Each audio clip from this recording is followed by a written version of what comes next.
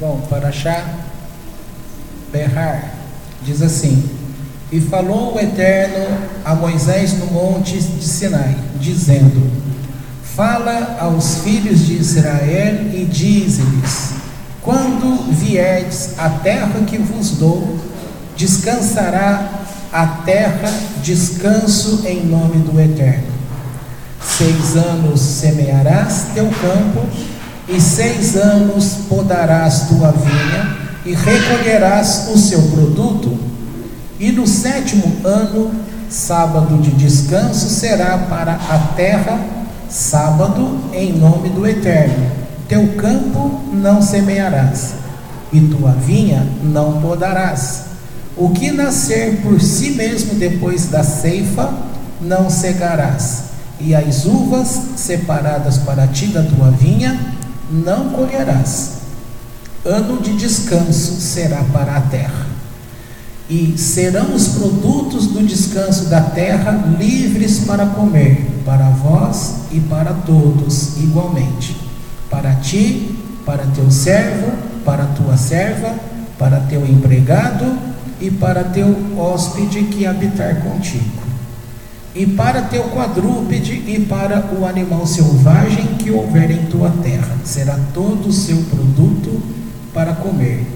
E contarás para ti 7 semanas de anos, 7 vezes 7 anos, de maneira que serão os dias das 7 semanas de anos 49 anos. E farás soar a voz do chofar aos 10 dias do 7º mês. No dia das expiações fareis soar o chofar em toda a vossa terra. E santificareis o ano 50º e proclamareis liberdade para os escravos em toda a terra que vos dou. Descansará a terra descanso em nome do Eterno. 6 anos semearás teu campo, e 6 anos podarás tua vinha, e recolherás o seu produto. E no 7º ano, tá certo? Tá repetindo mesmo, eu que voltei à página errada? Tá certo, né? E recolherás o seu produto. No 7º ano, sábado de descanso será para a terra, sábado em nome do Eterno. Teu campo não semearás, e tua vinha não podarás. Bom, essa palavra do descanso da terra, isso daí, grosso modo, as pessoas conhecem bem, né? O descanso da terra e também o descanso no ano 50, depois de 49 anos. O que talvez vocês não tenham levado em conta é que é o seguinte: quando houve a separação para a entrada na terra prometida, aquela que o Eterno havia jurado conceder como herança, quando foi feita aquela separação e foi colocado na terra, o que foi feito? Houve uma contagem de acordo com o tamanho das tribos, de forma proporcional, e então foi dado as porções para cada tribo. A partir desse momento que a pessoa passa a ter lugar de moradia, lugar para que ela pudesse trabalhar, ali ela começa a produzir, mas produzir então nos dois sentidos, né? Produzir como crescimento da tribo e produzir como próprio trabalho, ou seja, ganhou, é igual quando se fala, quem casa quer casa, tá? Então casou, ganhou a mulher, recebeu a mulher ou recebeu o homem, agora para dar sequência vai precisar de um lugar, não é verdade? Então o Eterno, ele deu o lugar, ele deu a terra, e agora a partir desse assentamento, esse povo chamado povo de Deus, estava cada um no seu pedaço, já tinha todo um regulamento da Torá em como trabalhar essas coisas, em como gerar a sua família, e havia ali provimento da parte do Eterno para que esse povo, cada tribo individualmente, pudesse trabalhar a si mesmo. Então, houve anos atrás que a gente tinha comentado aqui que a porção de terra não era tão somente a terra física, mas era as terras de dentro do nosso coração. Ou seja, um lugar que você iria conquistar dentro de si. Não sei quantos de vocês lembram disso, tem muitos anos atrás, tá? Muitos anos atrás mesmo. Acho que brincando, mais de 10 anos tem isso. E um dos comentários da Torá fala justamente isso, que a porção da terra, ela está relacionada justamente com a conquista dentro do nosso ser. Eu sempre cito algum pedacinho daquela Torá Mordecai. Eu vou ler um pedacinho aqui para vocês. Agora eu não sei.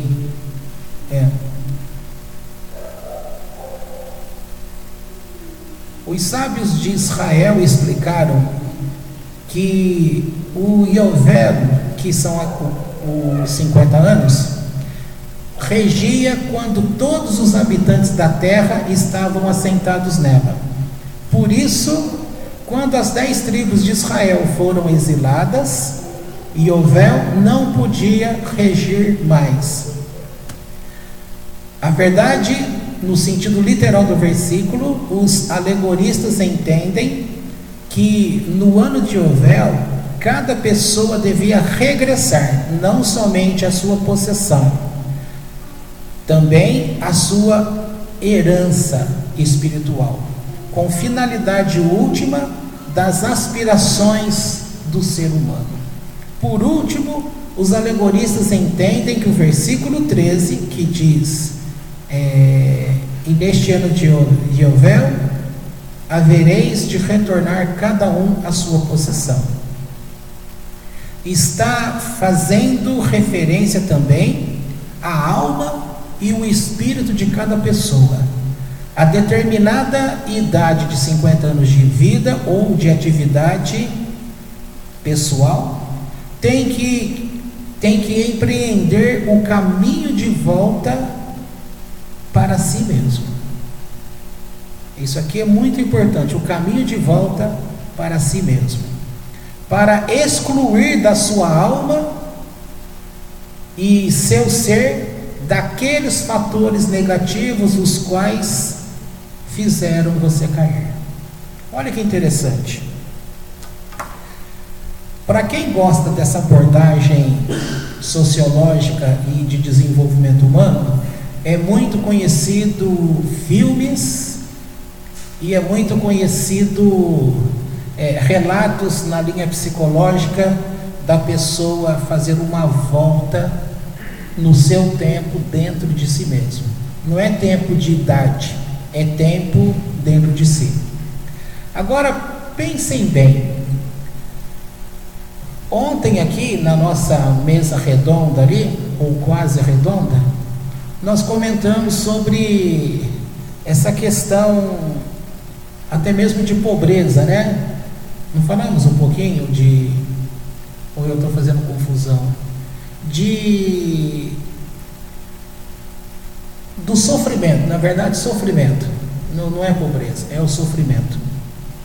O sofrimento, segundo o livrinho Derech Hashem, fala que uma dos instrumentos que o Eterno usa na vida de pessoas é o sofrimento, e o sofrimento faz com que a alma fique batendo na porta de Ruach e na porta do Nefesh, mostrando para você que enfermidades e variados desgostos que você está vivendo na sua vida é um alerta para que você olhe para dentro, na parte mais profunda de si mesmo, e encontre um retorno para Deus.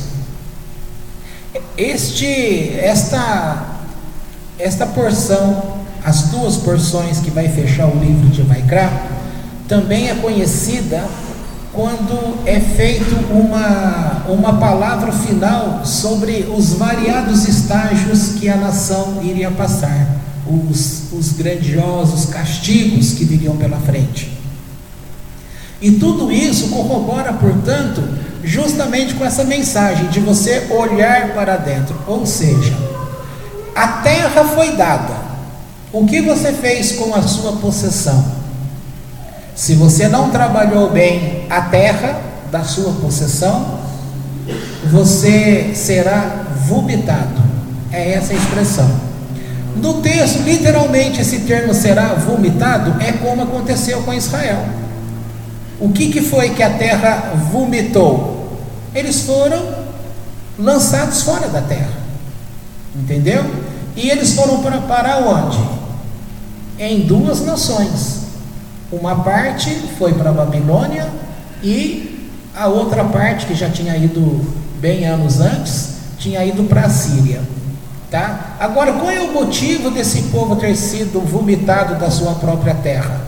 A não observância de andar nos caminhos do Eterno. A desculpa, portanto, que as pessoas têm é de como que eu vou seguir a Deus se eu não sei o caminho de Deus. Lembrando que a nossa alma, antes dela descer e fazer morada dentro do seu corpo, ela tinha morada com o Eterno. Se ela, qualquer alma, tá? Ontem eu comecei conversando com as pessoas dizendo que no passado, e a educação que os cristãos, seja de linha evangélica, seja de linha católica, e muitas outras religiões, sempre aponta para algo que deve ser feito. E uma das coisas que sempre se fala é que nem todos são filhos de Deus. E a base dessa palavra vem do Evangelho de João, que só seria filho de Deus quem recebesse o Salvador. Aí a questão é, e aqueles que não são filhos de Deus, vieram de onde? São nascidos de onde? Quem deu origem? De quem são estas almas? E isso, se você perceber, faz com que as pessoas que estão servindo a uma religião, alguns, pelo ser humano, as funções de ser humano que existem, o carinho, ou até mesmo para que ele acredite que ele é um bom religioso, então ele faz boas obras, tá? Você tem vários exemplos de religião que vai e faz o famoso sopão, vai e cuida de pessoas, faz coleta de roupas e abriga pessoas na época de frio, na época de necessidade. É uma obra boa? Claro que é. Mas e a Kavaná? Qual é a intenção? O que é que está por trás dessa atitude? A pessoa se sentir um bom religioso, ou ele realmente entender, por estar conectado com Deus, que é mandamento de Deus socorrer as pessoas? Você raramente observa nessas pessoas que o sentimento de intenção é só um socorro puramente. Sempre está por trás uma ação voltada para si mesmo.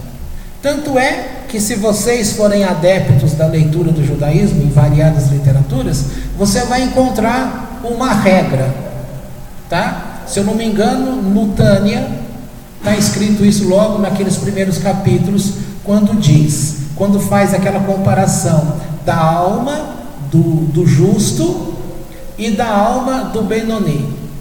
E ali é colocado que tudo que as pessoas que não são judeus, tá? Que tem, eles fazem aquela separação, a alma divina, a alma adicional que um judeu tem, e as demais pessoas do mundo não têm essa alma adicional. Então eles explicam que toda atitude que as outras nações, as outras pessoas fazem, nunca é voltado de fato para o outro, mas sempre é voltado para si mesmo, tá? Para alimentar o seu próprio ego. Por isso que eu estava falando para você, que pode perceber, a maioria das religiões, elas fazem a boa obra, faz, mas elas não fazem por causa do outro. A intenção nunca é o outro, a intenção, a finalidade sempre é a si mesmo. E se você não, é mais fácil as pessoas olharem para fora do que para dentro, tá? Tanto é que a gente nunca reconhece a nossa culpa nas questões. A gente sempre fala: eu sou assim por causa de fulano.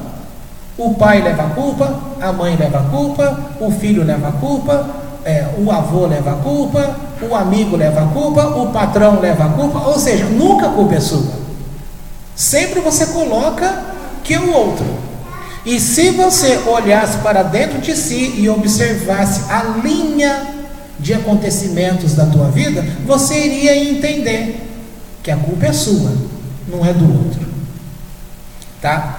Agora, essa questão que as pessoas sempre fazem o bem, não é por causa do outro, é para premiar a si mesmo. Aqui está o erro, porque a Torá ensina que a gente deve fazer isso por amor a Deus, em nome dos céus. E quando a gente faz em nome dos céus, você não está fazendo em nome de uma religião, você está fazendo em nome de uma conexão que você tem com o Eterno. Aqui faz toda a diferença. Pode perceber que a linha de raciocínio aqui nessa porção é que Deus, Ele deu a cada tribo uma porção de herança. E está implícito nessa porção de herança que as pessoas tinham que entender que a terra, ela é do Eterno. Presta atenção, porque a Torá, ela vai falar que a terra, ela é possessão sua, mas ela não é sua, ela é de Deus. Portanto, o que você pode fazer com a terra é obrigação, fazer a terra descansar, para que ela tenha recursos para manter sua produção, e que você não é dono da terra, porque você ganhou. E se você ganhou essa terra, você vai trabalhar e vender a colheita da terra, não a terra. Mas em necessidades, para que você não volte a ser escravo, você pode vender a terra. Mas essa duração da venda, por mais que uma pessoa vende, que vende para outro, que vende para outro, que vende para outro, quando chegar o ano 50, aquele cara que comprou, ele sabe que no ano 50, aquela terra vai voltar ao dono de origem. Certo? Entendeu esse conceito? Se você não entendeu, ergue a mão e me fala, porque se eu passar para o próximo tópico aí, você vai ficar boiando. Posso passar para o próximo tópico? Tá todo mundo com a boia aí? Então vamos lá. Eu acabei de dizer que a terra não é do homem, a terra é de Deus, e que os frutos, que a colheita da terra, você vende, é o teu sustento, tá certo? E quando chega o ano 50, ela é devolvida para o dono da terra. Até aí tudo bem, né? Pois bem, nós falamos que a terra, ela é a tua alma. De quem que é a alma? De Deus. E de quem são os atos da alma? De cada um. Você será julgado pela alma ou pelos atos da alma? Pelos atos da alma. Então não é a terra que Deus te deu, porque a terra é dele. Tá certo? Ou se perderam? Precisa de um salvador aqui? Pronto, pegou. Existe a necessidade de Jesus aqui? Não, não tem função. Então, aquele texto do Novo Testamento que diz que nem todos são filhos de Deus, observou a falha? Se não são filhos de Deus, é como se você dissesse: essa terra, ela não é de Deus. Mas o próprio Deus está falando de quem que é a terra? Não estou falando do planeta Terra, se bem que o planeta Terra e tudo que existe é dele, mas estou falando a sua alma. De quem é a sua alma?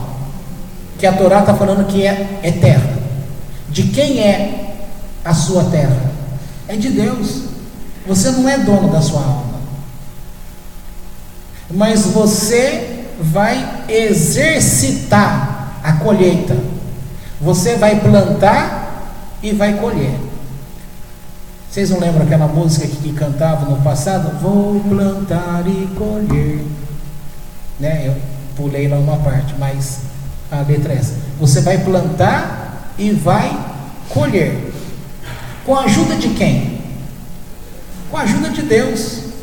O próprio louvor vai dizer que se as águas não abrirem, Deus é capaz de fazer o que por você? Fazer você passar por cima das águas.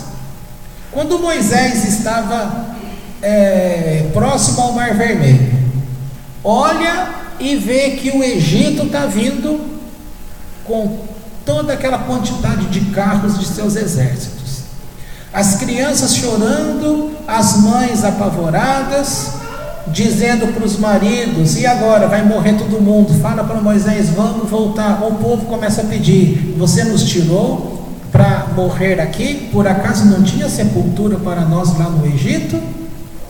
Nós vamos morrer aqui? O que você fez com a gente? E Deus tinha dado uma ordem para Moisés. Qual foi a ordem que Deus deu a Moisés? Que era para ele seguir em frente. E o que é que tinha na frente? O Mar Vermelho. Foi ali que o mar se abriu, tá? O Midrash traz a oração que Moisés fez ali, umas coisas maravilhosas. Então ele começa a relatar que tem o mar, que tem as montanhas, outra montanha e tem o exército. E o que ele poderia fazer? E que ele cria tão somente que a solução estava ali, e que se fosse necessário, Deus iria transportar a montanha, ou Deus iria fazer com que o povo todo fosse transportado, que não haveria problema para Deus. E quando Deus fala: não, você vai em frente, o mar se abriu em 12 caminhos, tá? Então veja só, de quem é a terra? A alma é de Deus. De quem é o trabalho da terra? É seu. Se você tem uma plantação, uma fazenda de café, qual é a tua colheita? Café. Como você ganha o teu dinheiro? Com o teu café. Então, o que você semeou nesta terra? Você pode ter semeado café, você pode ter semeado trigo, você pode ter semeado cebola, alho, pode ter semeado um monte de coisa. Aquilo que você semeou, você vai colher. Então, essa não é uma regra natural? Uma regra dessa natureza para dentro de você também é justamente isso. Aquilo que você semeia, você colhe. Por isso, o ditado famoso: quem semeia vento, vai colher tempestade. Então, nós temos dentro de um ciclo, está tudo muito natural, que aquilo que é a ação de uma pessoa, pode demorar, mas que aquilo vai dar a volta e vai voltar para ela, é certo. E nós sabemos agora, muito mais claro, tanto pelo judaísmo, quanto pelos avanços da física quântica, que mostra como que é a função do universo como um todo. E ainda eu citei um pedacinho disso, uma palavra do apóstolo Paulo, que ele dizia que não há som sem sentido no mundo. Não há palavra sem sentido. Tudo que você fornece como ondas vai influenciar o universo, e o universo que vai ser influenciado vai trazer uma resposta para você. Ora, mas eu tenho falado também que a oração judaica é Baruch atah Adonai Eloheinu melech haolam. Você faz essa frase em toda oração que você leva a Deus. E o que significa Baruch atah Adonai Eloheinu melech haolam? Bendito és tu, nosso Deus, Rei do Universo. Então as pessoas que estudam muitas coisas, que estão espertas com tantas coisas, que são chamados de endemoniados, que são chamados de esotéricos, porque elas falam e conversam com o universo. Quem é o Rei do Universo? O Eterno. Então elas estão buscando conselho e auxílio em quem? Em Deus. Elas não usam a função Deus. Elas estão plantando e colhendo? Estão. Estão vendendo a sua terra? Muitos vendem a sua terra. O que seria como exemplo nos tempos atuais vender a sua terra? Alguém lembra? Fulano vendeu a sua alma. É dito, muitos falam, fulano vendeu a sua alma para o Shindelet. Muito famoso isso. Inclusive tem um vídeo divulgado na internet. Claro que deve ser causo, né? Ou vai saber se não é verdade também. O fulano, no desespero, queria alcançar, sempre tem dinheiro por trás, né? Então o fulano queria o dinheiro, cansado daquela pobreza, e ele então vai e invoca o Shindalet. E diz que faria um pacto com ele, se ele obtivesse din-din. E aí passam-se alguns dias, ele está sentado no banco de uma praça pública. Aí vem um homem para perto dele e falou: você me chamou? Aí ele associou o chamar com aquele momento dele ali. Ele falou: não, só estou sentado aqui, não chamei ninguém. Aquela pessoa fala: você me chamou sim, e eu vim aqui. Ou seja, para ratificar o nosso pacto. Então quem era aquele ser? Era o Shindalet, tá? Não é famoso, portanto, que muitas pessoas venderam suas almas? Isso é uma forma de dizer que ela vendeu a alma para um fulano de tal. Mas muitas pessoas vendem a sua alma também de forma ativa, porém figurada. Uma pessoa, ela pode vender a alma dela por uma beleza estética, porque tudo na vida dela passa a ser manter aquela beleza estética. Então ela não tem outro tipo de vida a não ser para alimentar aquilo que ela mostra às pessoas. Ou seja, ela se vendeu. Muitos também se venderam ao dinheiro, sem ter feito pacto com o diabo, essas coisas. Vendeu ao dinheiro porque ela só vive para o trabalho. Tá dando para compreender? Portanto, veja só, o que o Eterno cobra do ser humano? Que quando o ser humano entra aqui nessa terra para ser ser humano, ele já entra com um tempo determinado, e naquele tempo determinado ele vai voltar. É assim ou não é? Todo mundo sabe que não há jeito para a morte, porque é líquido e certo que você nasceu, você vai morrer, tá? Se nasceu e vai morrer, nós costumamos dizer que cada um tem o seu tempo. Chegou a hora, não tem como. Houve um acidente antes de ontem na pista aí. O cara atravessou o canteiro, teve uma crise de hipoglicemia e perdeu o volante do carro, e ele entrou entre a pista, no viaduto lá, e caiu lá na pista de baixo. E o caminhoneiro disse que foi por segundos que o carro daquele homem não caiu sobre 2 motoqueiros. Agora faz o cálculo: 2 motoqueiros vindo aqui na pista de baixo, o outro carro vindo aqui na pista de cima. A física costuma fazer esses cálculos, né?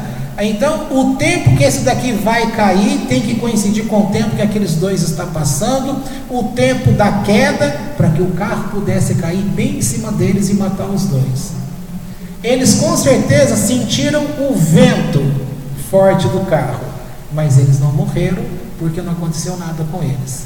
E o cara que caiu, e não era carrinho feio não, era o Jeep, aquele carro bonito, né?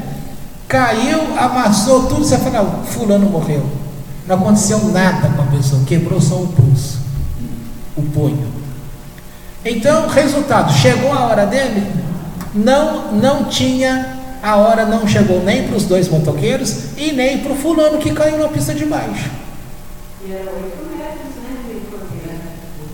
Então, eu não sei a altura, eu não vi. 8 metros.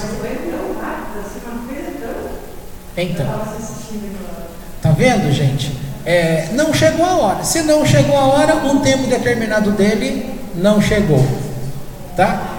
Todo mundo vem com um tempo determinado, mas também dentro desse tempo determinado também vem uma ordem, que todos nós devemos voltar para o eterno. Isso é uma ordem que está dentro da alma. Para você entender isso, também é dito pela doutrina judaica que há um lugar dentro da nossa alma onde é escrito, usa-se a palavra tselem, onde ali é escrito. Outros vão dizer que é escrito nos ossos, e outros vão dizer que é escrito numa parte da tua alma, que ali é escrito todos os teus atos. E que na hora do teu julgamento você não vai precisar de alguém que te acuse, porque os teus atos serão acusados por você mesmo. A tua alma vai falar a verdade contra você mesmo, e você não vai ter como se justificar diante de Deus. Portanto, se há esse mistério de que a tua alma vai registrar os teus feitos, ou seja, plantar e colher, podemos substituir por atitudes que você toma durante a vida. Os registros das tuas atitudes é plantar e colher, tá? Isto será marcado, é um comércio,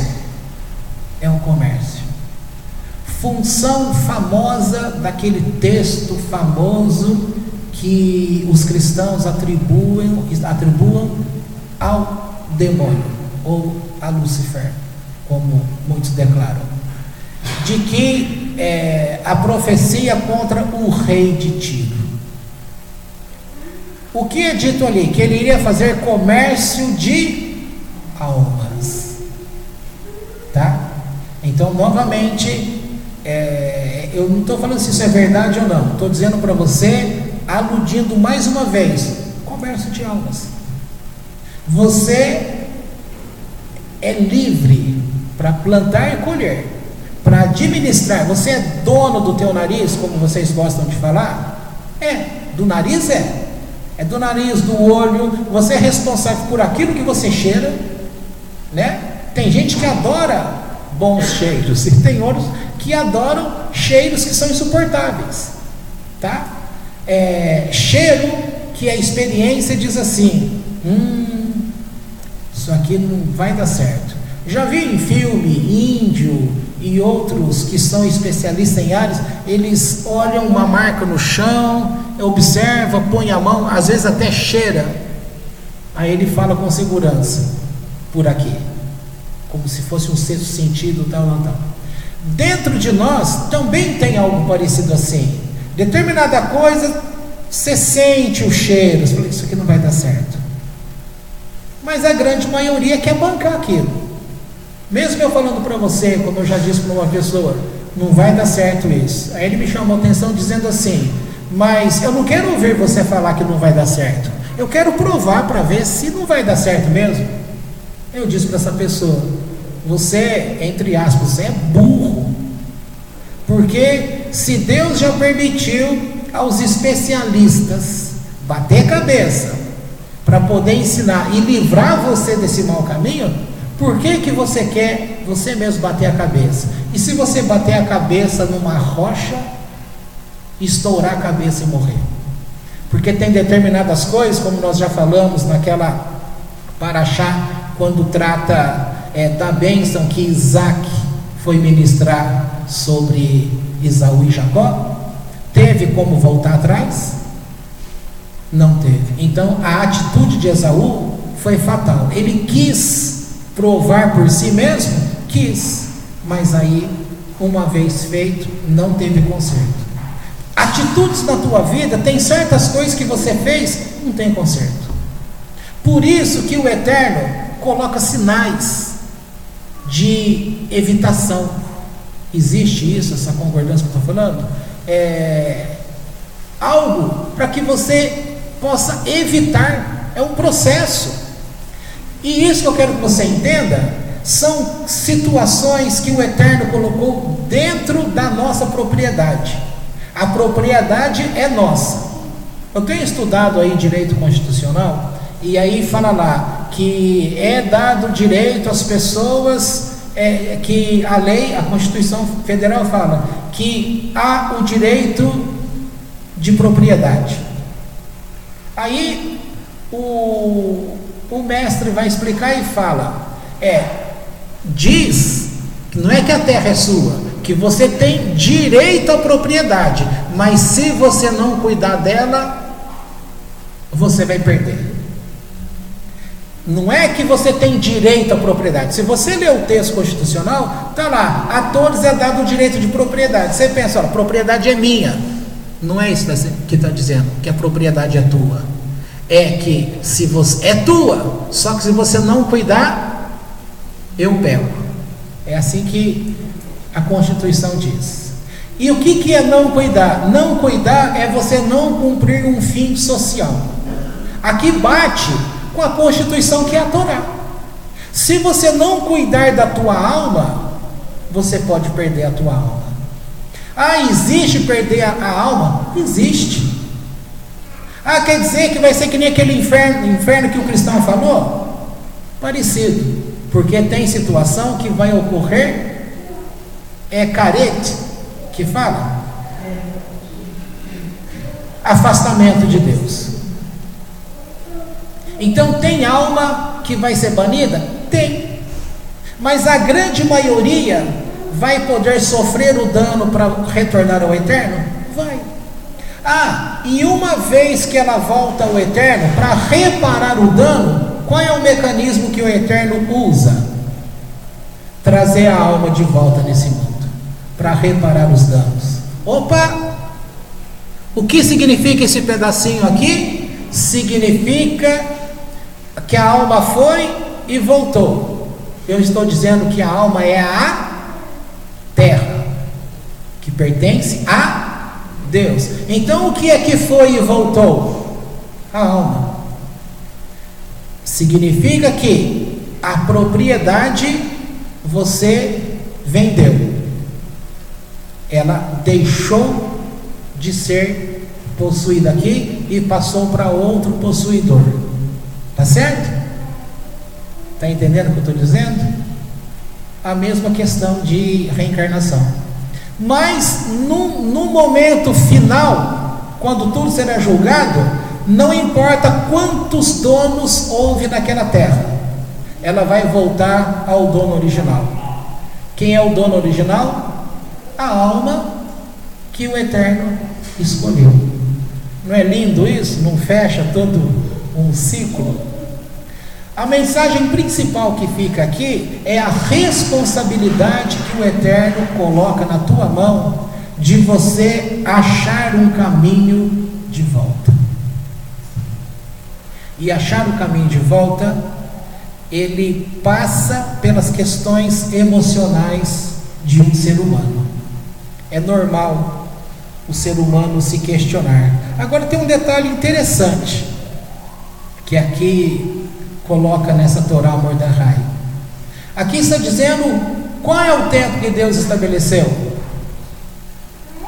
Quantos anos?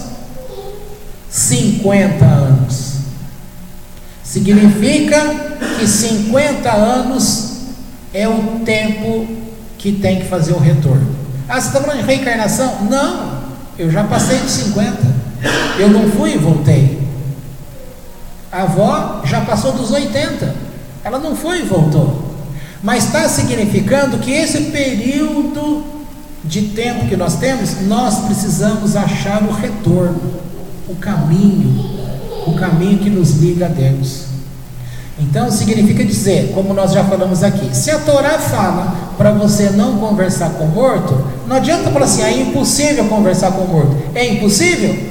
Se a Torá fala não converse com o morto, é porque é possível.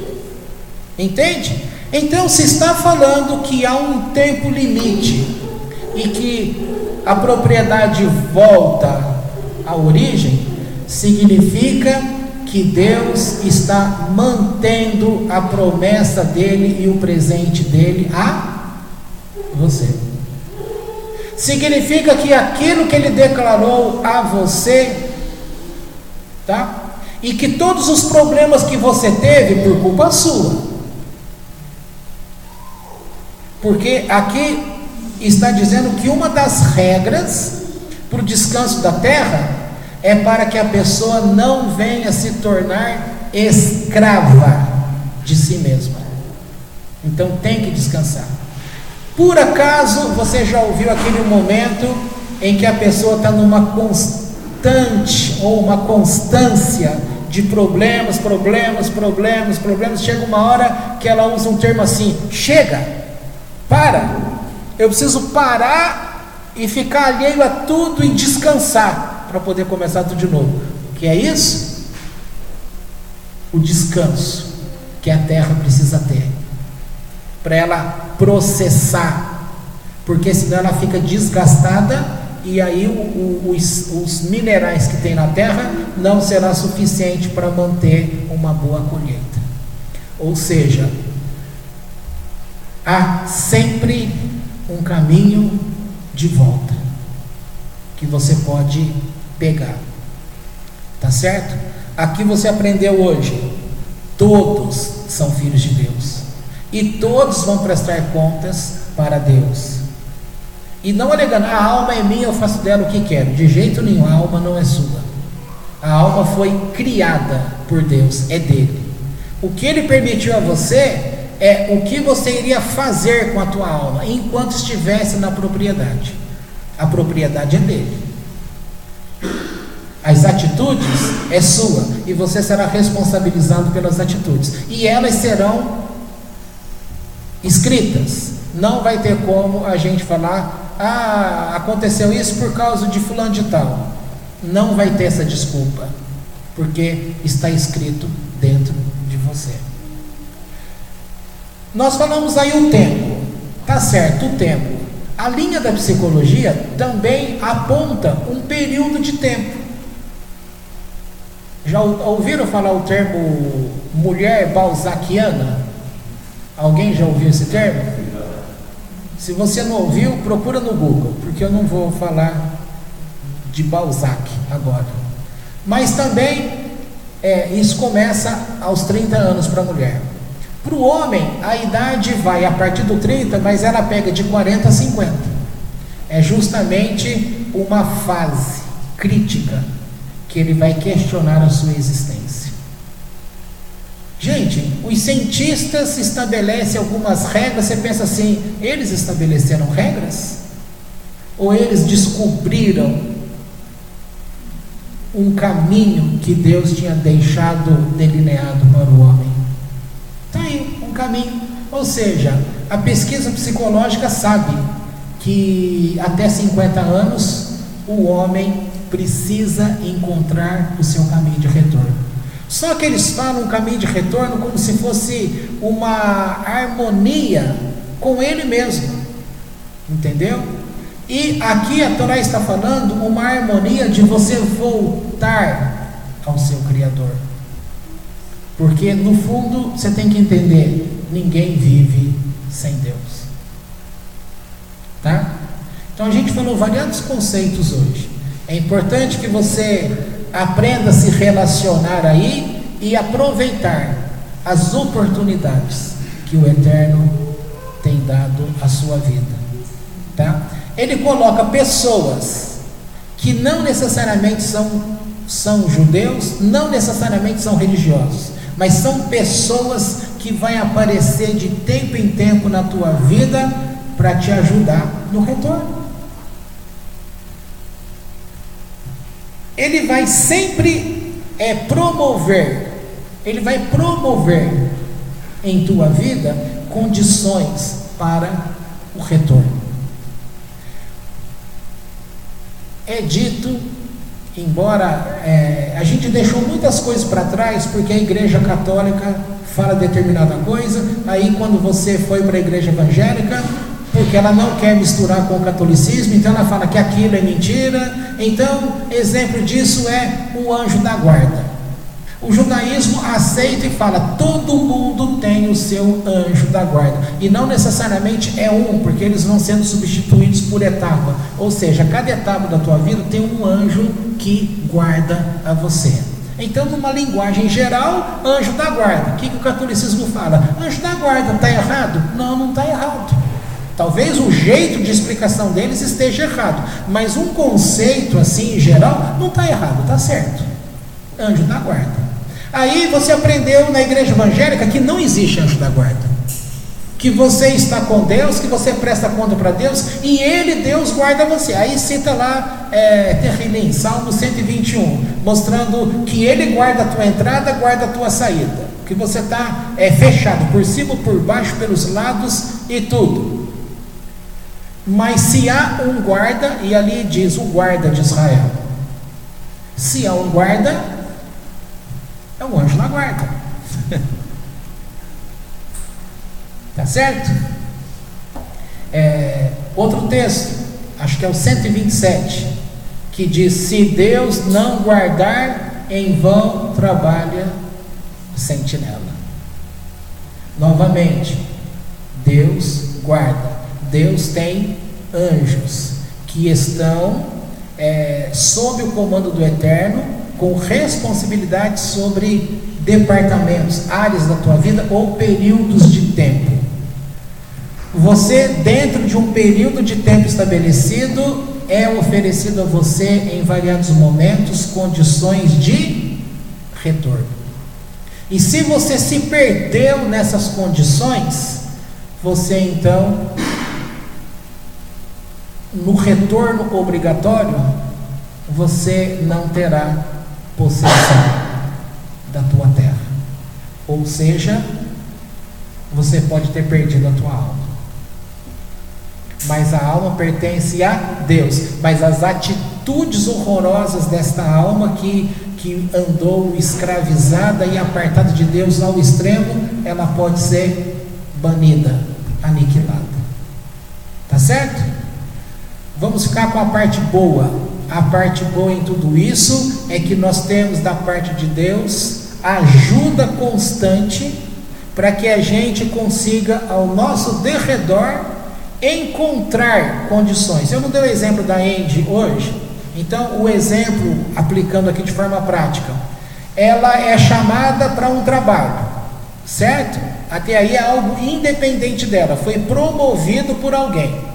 Ela chega lá, a pessoa olha e ao invés de fazer o trabalho para o motivo que ela foi ali, ele enxerga um outro motivo. Isso é promovido por uma ação de Deus, de anjo, de sexto sentido, dá o nome que você quiser. Foi.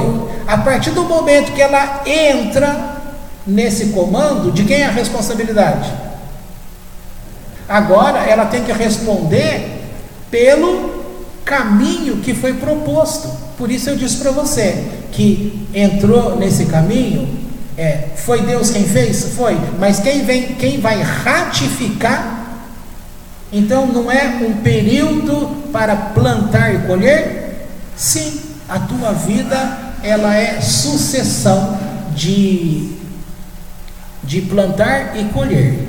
Qual é a sucessão de plantar e colher? A semana, como é dito.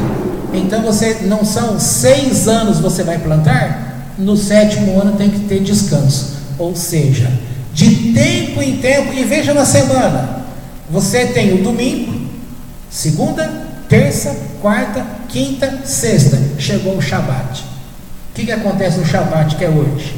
Dia de descanso, dia de parar de pensar nas coisas do dia a dia, no trabalho, e você ficar mais focado com aquilo que alimenta a tua alma, com aquilo que é Deus. Então, um descanso na semana. O trabalhador, ele tem por lei o descanso semanal, entendeu? Que aí já vem desde Roma aquela ordem para poder direcionar as pessoas, chamando o domingo para o dia do Senhor, justamente para poder queimar o Shabat do Eterno. Aí as pessoas ouvem sábado e relacionam o sábado com o adventista que guarda o sábado, virou pejorativo, e esquece que domingo não tem nada a ver com o Shabat. Domingo é dia normal de trabalho, tá? Deu para entender? Espero que sim. E aí você fica olhando para a tua vida. Deus te fornece momentos de descanso semanal para você recuperar forças. Depois, em anos, no 7º ano, para. E numa sequência de anos, ele então estabelece que a propriedade volta ao começo. Você é livre para fazer negociações? Se apertar você pode até vender, mas sabendo que o pacto que ele fez com você, você nunca vai perder a propriedade que ele te deu, porque por mais que você foi obrigado a vender, num prazo de 50 anos, ela volta na tua mão. Então poderemos terminar aqui dizendo de forma bem simplista: Deus é fiel. Aquilo que ele prometeu, ele cumpre. Tá bom? Podemos encerrar aqui. E baseado nisso que eu falei, no teu momento que você está pensando, você vai poder fazer um monte de conexão para poder subir nos teus conceitos e melhorar as coisas da tua vida. Tá bom? Podemos terminar então.